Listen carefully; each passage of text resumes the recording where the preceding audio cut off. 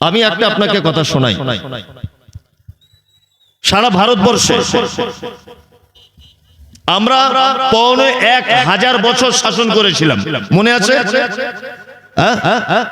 তখন আমরা সংখ্যায় কম ছিলাম না বেশি ছিলাম? মাত্র 6%। কত? 6। এখন কত পার্সেন্ট? 27, 30। এখন 30%। আর যখন আমরা সারা ভারতকে শাসন করেছি 1000 বছর, কত পার্সেন্ট? 6%। কোনদিন ভেবে দেখেছেন আপনারা?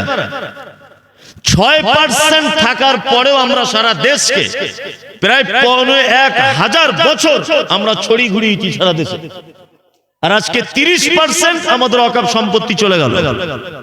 আজকে 30% ওবিসি আমরা আর 0%-এ চলে এলাম। ভালো করে বুঝবেন, আজকে 30% আমাদেরকে এসআইআর এর ভয় দেখানো হচ্ছে। আজকে 30% আপনার আব্বা মারা গেলে জানাজার নামাজের টাইম টেবিল বলে দিবেন এলাকার কোন একজন অন্যান্য দায়িত্বশীল মানুষ। ঈদের নামাজ কখন হবে, দায়িত্ব অন্য জনের থাকবে। এই অবস্থা কেন? আমরা কোনোদিন কিন্তু সংখ্যায় বেশি ছিলাম না, ছিলাম না। তারপরেও আমরা 6%-এ দাঁড়িয়ে সারা ভারতবর্ষকে স্বাধীন মানে আমরা রাজত্ব চালিয়েছি। আজকে অবস্থা কেন? এটা ভাববার বিষয় আছে না নেই? এটা বলুন আগে। ভাববার বিষয় আছে না নেই? আছে। তাহলে এইটা আমরা প্রথমে জানবো। এটা মাদ্রাসার জলসা। লাস্টের দিকে এটা জানেন যে আদায় টাদায়ের ব্যাপার থাকে। তবে কমিটির কাছে বা শিক্ষকদের কাছে এটা আমার অনুরোধ থাকবে যে আপনারা আদায়ের ব্যাপারে আমাকে বলবেন না, আমি ঠিক টাইম মতো করে বলবো। ঠিক টাইম মতো করে। আমি দূর থেকে এসেছি, আমাকে কিছু বলতে হবে। আমি বলেছি যে আমাদের সংখ্যা লঘু থাকার পরেও আমরা অনেক জায়গাতে দাপিয়ে বেরিয়েছি। বর্তমান আমাদের এই অবস্থা কেন, এইটা আমার মূল বিষয়। তারপরে বলবো এই অবস্থা ঠিক করতে গেলে কি আমাদের করা লাগবে, এইটা বলবো।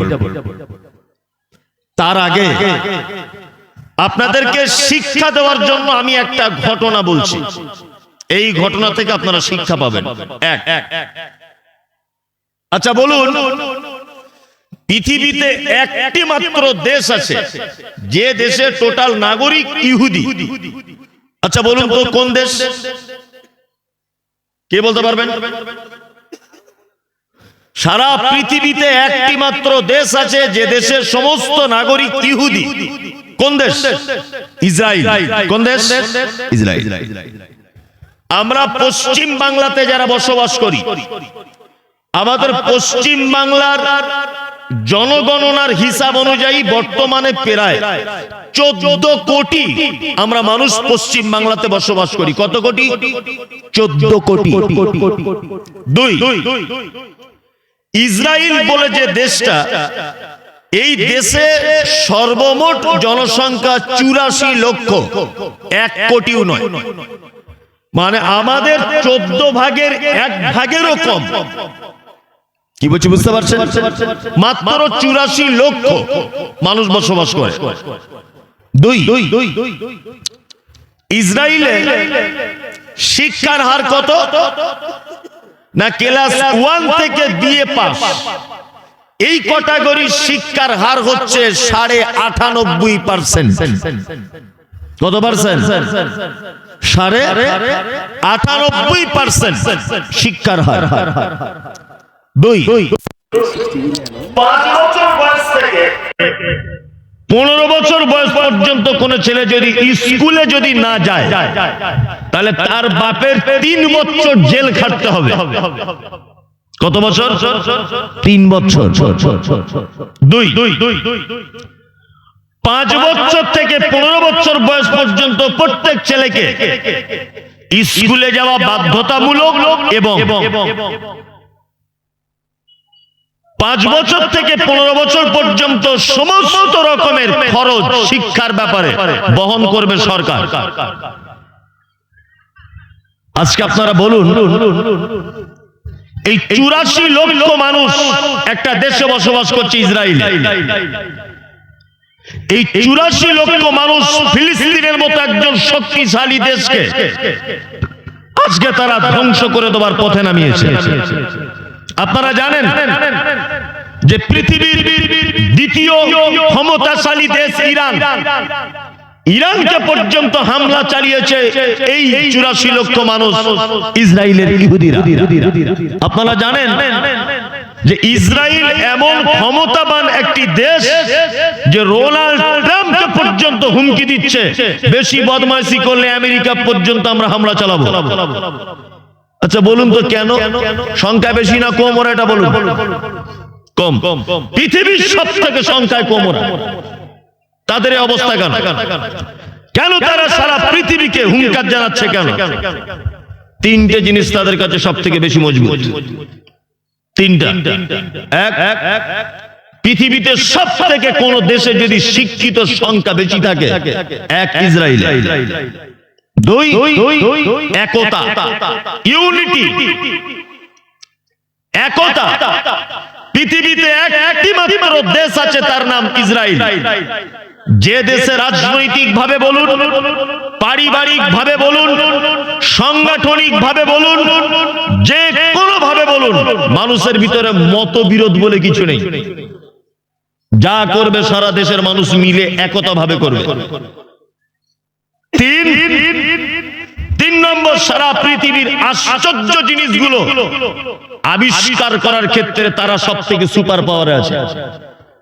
আপনারা জানেন যে আমাদের ভারতবর্ষে একজন বিজ্ঞানী ছিলেন মুসলিম, ওনার নাম হচ্ছে আব্দুল কালাম আজাদ, পরমাণু বিজ্ঞানী তিনি, তাই না?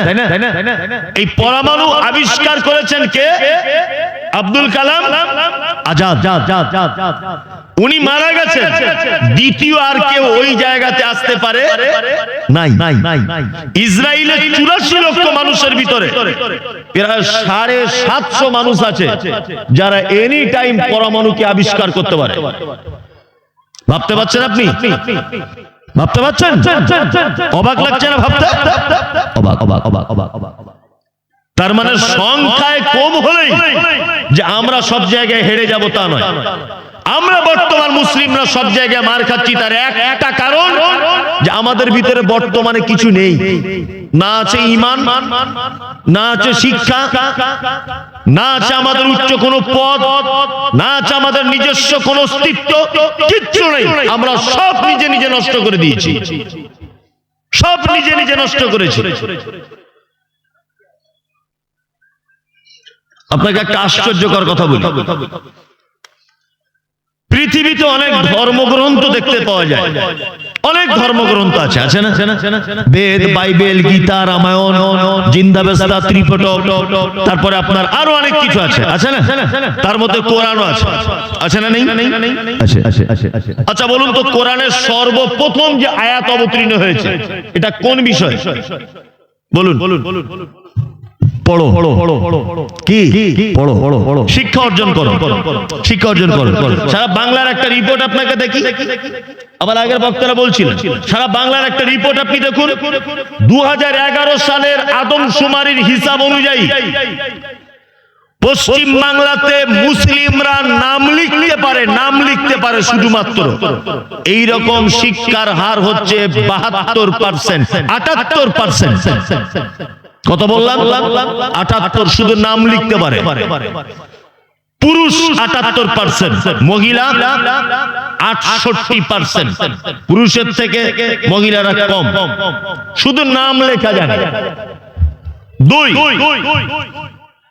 1 2 3 4 5 6 7 8 9 10, অর্থাৎ ক্লাস 10 পর্যন্ত বা মাধ্যমিক পর্যন্ত 2011 সালের হিসাব অনুযায়ী মুসলিমরা শিক্ষার হার 6.5%। মাধ্যমিক। 2, 3 নম্বর হচ্ছে বিএ।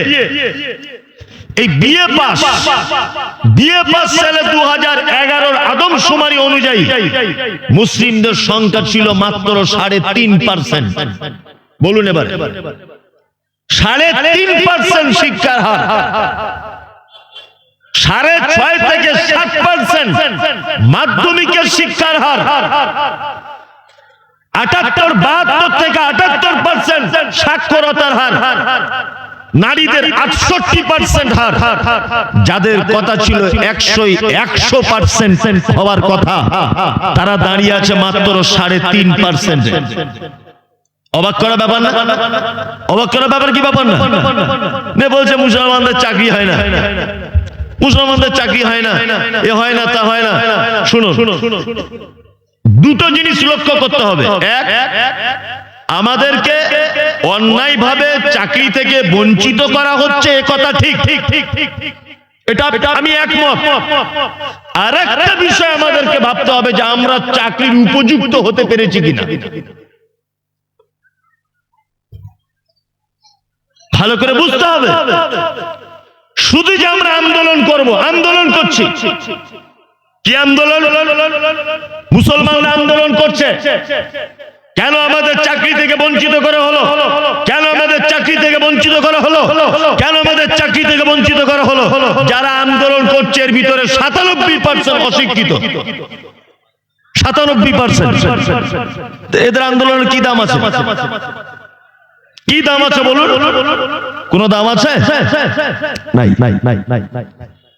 আল্লাহ, বর্তমান আমাদের দুরবস্থার পিছনে কারণ হচ্ছে এই যে আমরা স্কুল মাদ্রাসা শিক্ষা থেকে দূরে আছি। তাই আমাদের আলেম ওলামারা শুধু জলসা করে, ওয়াজ করে। কি ওয়াজ? ভাইরা নামাজ পড়ো, নামাজ ছাড়া জান্নাতে যাওয়া যাবে না। বন্ধু, যদি তুমি নামাজ না পড়ো তোমার জন্য জাহান্নাম অপেক্ষা করছে। ভাইরা আমার, ইচ্ছা করে যদি রোজা কেউ ছেড়ে দেয় তার জন্য জাহান্নাম অপেক্ষা করছে। আমি মমতাজুল ইসলামের কথা বলছি, শুনে রেখে দেন।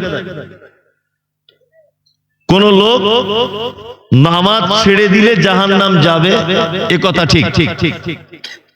একটা লোক ইচ্ছা করে রোজা ছেড়ে দিলে জাহান্নাম যাবে, এ কথা ঠিক, ধরে নিলাম। কিন্তু আমি মমতাজুল ইসলাম এ কথা বলছি, একটা লোক যদি শিক্ষায় শিক্ষিত না হয়, তার যদি লেখাপড়া জানা না থাকে, তাহলে এই লোকও জান্নাতে যেতে পারবে না। অত সহজ নয়। যদি বলছেন তাহলে আমি লেখাপড়া জানি, তাহলে আমি জান্নাত যাব না, আপনার জন্য জান্নাত অত সহজ নাকি? দেখুন, আপনাকে একটা প্রমাণ দেখাই আমি, একটা প্রমাণ। একজন লোক আল্লাহ নবী সাল্লাল্লাহু আলাইহি ওয়াসাল্লামের সামনে 2 রাকাত নামাজ পড়েছে। ভালো করে বুঝবেন, 2 রাকাত নামাজ পড়েছে। আল্লাহ নবী সাল্লাল্লাহু আলাইহি ওয়াসাল্লামকে লোকটা এসেছে ফিরে, আল্লাহ নবী জিজ্ঞাসা করছেন তুমি নামাজ পড়েছো? লোকটা বলছে পড়েছে। আল্লাহ নবী নিজের চোখে দেখলেন। আল্লাহ নবী সাল্লাল্লাহু আলাইহি ওয়াসাল্লাম বলছেন না, তুমি নামাজ পড়োনি, তুমি নামাজ পড়োনি। আবার লোকটা গেল, যে 2 রাকাত নামাজ পড়লো, আবার ফিরে এসেছে। আল্লাহ নবী জিজ্ঞাসা করছেন তুমি নামাজ পড়েছো? লোকটা বলছে পড়েছি। জিজ্ঞাসা করার কি দরকার? আল্লাহ নবী নিজের চোখে দেখতে পাচ্ছেন লোকটা নামাজ পড়ছে। লোকটা যখন বলছে পড়েছি, আল্লাহ নবী সাল্লাল্লাহু আলাইহি ওয়াসাল্লাম বলছেন না, তুমি নামাজ পড়োনি, তুমি কখনোই নামাজ পড়োনি। এ কথা বললেন কেন? এই কথা এই কারণে বললেন, সাল্লু কামা রাআইতুমুনি ইউসাল্লি। এই পদ্ধতিতে তার নামাজ হয়নি বলে আল্লাহ নবী সাল্লাল্লাহু আলাইহি ওয়াসাল্লাম তার নামাজকে একদম বাতিল করে দিলেন। যদি বলতেন তুমি পড়েছো, মোটামুটি হয়েছে, তাহলে 2-4টে নেকি হওয়ার সম্ভাবনা ছিল। আল্লাহ নবী কি করলেন? ডাইরেক্ট কি ক্যান্সেল, তুমি নামাজ পড়োই নি। কারণ কি? কারণ হচ্ছে আল্লাহ নবী সাল্লাল্লাহু আলাইহি ওয়াসাল্লাম যে পদ্ধতিতে তিনি নামাজ পড়েছিলেন, ওই পদ্ধতি অনুযায়ী লোকটা নামাজ পড়তে পারেনি বলে আল্লাহ নবী তার নামাজকে নাকচ করে দিলেন। তার মানে মসজিদে যাওয়ার আগে নামাজের শিক্ষা অর্জন করার দরকার আছে না নেই? আছে। মসজিদে চলে গেলেন, নামাজ পড়লেন, অথচ নামাজের কোনো দোয়া দরুদ কিচ্ছু আপনি জানলেন না, আপনার নামাজ হবে? হবে না। তার মানে এইরকম লোকের সংখ্যা বেশি না কম বলুন? বেশি। দোয়া দরুদ পদ্ধতি কিচ্ছু জানেন না। তাহলে ওই লোকটাকে আল্লাহ নবী সাল্লাল্লাহু আলাইহি ওয়াসাল্লাম কি বললেন? তুমি নামাজ পড়োনি। ওই কথা অনুযায়ী কি আপনার নামাজ হচ্ছে বলে মনে হয়? বলুন, হচ্ছে বলে মনে হয়? না। তার মানে প্রত্যেক ইবাদত করার আগে সেই ইবাদত সম্পর্কে মানুষের শিক্ষা অর্জন করার দরকার আছে না নেই? আছে। আমি খুব ভালো রাঁধুনি, খুব ভালো রাঁধুনি। এলাকাতে বিয়ে বাড়ি টাড়ি হলে আমি রান্না বান্না করি। বিরিয়ানি করি, ফ্রাইড রাইস করি, চিকেন পোলাও, বিভিন্ন রান্নার আমার ক্যাপাসিটি জানা আছে। না আপনার বেটির বিয়েতে আমি রান্না করতে গেছি, গরুর গোশত দিয়েছেন রান্না করতে, তা রান্না করার প্রস্তুতি নিচ্ছি আমি। আপনি তখন আমাকে বলছেন রাঁধুনি সাহেব আপনার তো অনেক জ্ঞান অনেক বুদ্ধি, এলাকায় তো অনেক নাম আপনার, আপনি ভালো রাঁধুনি, তা আদা রসুন পেঁয়াজ আর তেল এই তিনটে জিনিস ছাড়া একটু ভালো রান্না করে দেন। আচ্ছা বলুন তো জীবনে কোনোদিন হবে? আমি যত দামি রান্নাই করি, আদা রসুন পেঁয়াজ তেল এইগুলো ছাড়া কখনো ভালো রান্না হয়? হয় না তো। তাহলে রান্নার ক্যাপাসিটির মেন জিনিস হচ্ছে তার মশলা, তাই না? আমি রাঁধুনি, আপনি নামাজি, কিন্তু আমার রান্নার টেস্ট হবে কখন? যখন রান্নার টোটাল জিনিসটা আমাকে দিয়ে দেওয়া হবে, তারপরে আমি পাক করে রান্না করব, তখন আমার রান্নার স্বাদ হবে। কি বললাম কিছু বুঝলেন? আপনি নামাজি হয়েছেন, আপনি নামাজি হয়েছেন, নামাজ পড়েন, কিন্তু পদ্ধতি জানেন না, দোয়া জানেন না, কোন জায়গায় আঙুল নাড়াতে হয় পদ্ধতি জানা নেই, কিভাবে নামাজ শুরু করতে হয় জানা নেই। আপনার মশলা ছাড়া যেমন রাঁধুনির রান্না টিকে থাকে না, ঠিক তেমন পদ্ধতি ছাড়া একজন নামাজির নামাজ টিকবে না। আপনাকে একটা কথা বলি শুনুন, পবিত্র আল কোরআনের সর্বপ্রথম আয়াত যেটা নাজিল হয়েছে সেটা কি? ইকরা। পড়ুন। যে জাতির কাছে ইকরা এসেছে সর্বপ্রথম, সেই জাতি আজকে 3.5% দাঁড়িয়ে আছে। এরা কোনোদিন সফলতা পাবে বলে মনে হয়? পাবে? পাবে না। আর একটা মজার কথা, শিক্ষার গুরুত্ব ইসলাম কত দিয়েছে দেখুন। আচ্ছা বলুন তো ইসলামের ভিত কটি? কে বলছে 5টি? কে? আপনি বললেন 5টি। ইসলামের ভিত 5টি। সর্বপ্রথম কি? তাওহীদ, কলেমা, লা ইলাহা ইল্লাল্লাহ। তারপরে সালাত, তারপর যাকাত, তারপর সিয়াম, তারপর হজ। লা ইলাহা ইল্লাল্লাহ পবিত্র আল কোরআনে কত জায়গায় এসেছে জানা আছে? না, এক জায়গাতে এসেছে, সূরা মুহাম্মদ আয়াত নাম্বার 19। আল্লাহ তাআলা বলছেন ফালাম আন্নাহু লা ইলাহা ইল্লাল্লাহ। তাহলে এই তাওহীদ লা ইলাহা ইল্লাল্লাহ কোরআনে কত জায়গায় এসেছে? এক জায়গায়। তারপরে এলো কি? সালাত, নামাজ। এই সালাত শব্দটা পবিত্র আল কোরআনে কত জায়গায় এসেছে? 82 জায়গায়। তারপরে এলো সিয়াম, তারপরে যাকাত। যাকাত শব্দটা কোরআনে কত জায়গায় এসেছে? 31 জায়গায়। আকিমিস সালাত ওয়া আতুজ যাকাত, সালাত আর যাকাতকে সঙ্গে আনা হয়েছে 29 জায়গায়। আর 2 জায়গায় এক্সট্রা করে আল্লাহ সুবহানাহু ওয়া তাআলা বর্ণনা করেছেন। তাহলে 31 জায়গায় হলো যাকাত। তারপরে এলো কি? সিয়াম। সিয়ামটা পবিত্র আল কোরআনে সিয়াম শব্দ উল্লেখ আছে সর্বমোট 11 বার। কতবার? 11 বার। তারপরে এলো হজ। হজ কতবার? 11 বার। আবার প্রথম থেকে আপনাকে বলছি, এক কলেমা লা ইলাহা ইল্লাল্লাহ একবার এসেছে, সালাত 82 বার, যাকাত 31 বার, সিয়াম 11 বার, হজ 11 বার। মানে এই 5টা জিনিসের ভিতরে সবথেকে বেশি ব্যবহার হয়েছে কোনটা? সালাত, তাই না? পবিত্র আল কোরআনে শিক্ষার ব্যাপারে কতবার বলা হয়েছে? শুনলে আপনি এখন আপনার দিমাগ ঘুরে যাবে। আল্লাহ সুবহানাহু ওয়া তাআলা বলছে যারা জানে না তারা অন্ধ লোকের মতো, যারা জানে তারা চোখওয়ালা লোকের মতো। জ্ঞানীরা কি চিন্তা করে দেখে না? জ্ঞানীদের জন্য পৃথিবীতে রয়েছে অসংখ্য নিদর্শন। আল্লাহ সুবহানাহু ওয়া তাআলা বলছে যারা জানে আর তারা জানে না তারা কি সমান? এইরকম জ্ঞানের অর্জন করার কথা। জ্ঞানীদের ব্যাপারে আল্লাহ সুবহানাহু ওয়া তাআলা পবিত্র আল কোরআনে আয়াত অবতীর্ণ করেছেন প্রায় 750 কাছাকাছি। কত? 750 কাছাকাছি জ্ঞানীরা জ্ঞান অর্জন করবে। কি বললাম বুঝলেন? তাহলে নামাজ সালাতের ব্যাপারে এসেছে কতবার? 82 বার। আর শিক্ষা অর্জন করতে হবে কতবার এসেছে? 750 বার, তাই না? তার মানে মসজিদে ঢোকার আগে আগে কি করতে হবে? শিক্ষা। রোজা রাখার আগে আগে কি করতে হবে? শিক্ষা। 5 লাখ টাকা হজ করতে যাওয়ার আগে শিক্ষা। যাকাত দেওয়ার আগে শিক্ষা। সব কিছুর আগে শিক্ষা। শিক্ষা ছাড়া কোনো মানুষ কখনো পরিবর্তন হতে পারে না। আজকে আমরা সব জায়গাতে, এটা আমার অবাক লাগে, সত্যি বলছি অবাক। আসলে আমি তো কথা বলাও খুব মুশকিল, আমি যে কথাই বলি মানুষ বল বিতর্ক করে দেয়। মোবাইলে দেখবে গাল দেওয়া শুরু করে দেবে, এটা বলেছে ওটা বলেছে। আসলে মোবাইলে কিছু দেখে কারুকে গাল দিতে নেই খেপা। মোবাইলে দেখেছি যে হাসিনার নরেন্দ্র মোদীর বিয়ে হয়েছে, আবার হাসিনার কোলে বাচ্চা, এটা মোবাইলে দেখতে পাওয়া যায় না? এটা কি সত্যি? মোবাইলে দেখতে পাওয়া যায় এটা গরুর বাচ্চা হচ্ছে। কি করবেন বলুন? আমি এক জায়গায় বক্তব্য রেখেছি যে ভাইরা, মৃত্যু মানুষকে ঘিরে আপনারা যে কোরআন তেলাওয়াত করেন এটা বেদাত। মৃত্যু মানুষকে ঘিরে কোরআন তেলাওয়াত করা কি বেদাত?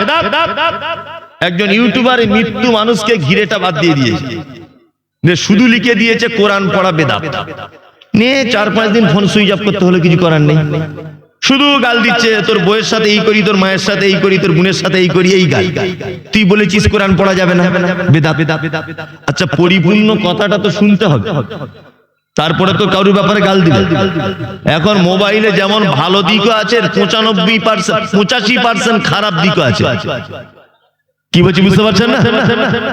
আশ্চর্য ব্যাপার, 85% খারাপ দিকও আছে, ভালো দিক আছে, কিন্তু আমরা 85% খারাপ দিকটা ব্যবহার করছি। আমার কথা মানে আপনারা বিতর্ক হিসেবে নেবেন না, আমি এই কথাটাই বলেছিলাম সোশ্যাল মিডিয়াতে, এই বক্তব্যটাই বলেছিলাম যে মসজিদে যাবার আগে স্কুলে যেতে হবে, মসজিদে যাবার আগে মাদ্রাসায় যেতে হবে। আজকে আমরা কম্পিটিশনে নেমেছি। ভুলকিতে 5 কোটি টাকা খরচা করে একটা মসজিদ করেছে, আমাদের এই গ্রামে নারায়ণপুরেও একটা 17 কোটি টাকা খরচা করে মসজিদ করতে হবে। কে তোমাকে কম্পিটিশন করতে বললো? কে বললো তোমাকে? টিনের মসজিদে নামাজ পড়লে যা নাকি 5 তলা মসজিদে একই নাকি? কোনো নাকি ডিফারেন্স নাই, কোনো নাকি ডিফারেন্স নাই। কে বলেছে 5 কোটি টাকা খরচা করে তোমাকে মসজিদ বানাতে হবে সুন্দর করে? কম্পিটিশন বলছে ওদের 4টে মিনার, আমাদের 12টা মিনার লাগাতে হবে, রাজস্থানের পাথর লাগাতে হবে, এসি লাগাতে হবে। অথচ বড় দুঃখের বিষয়, ওই মসজিদের অধীনে একটা ভালো মুখ